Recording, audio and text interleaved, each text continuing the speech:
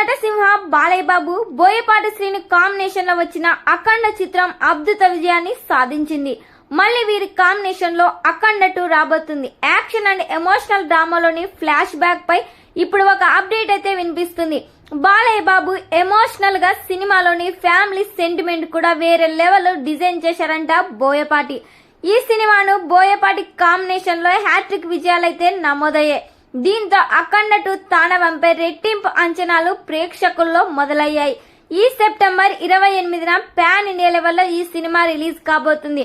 ఈ సినిమా నుండి త్వరలోనే మరో ట్రైలర్ నైతే రిలీజ్ చేయబోతున్నారు.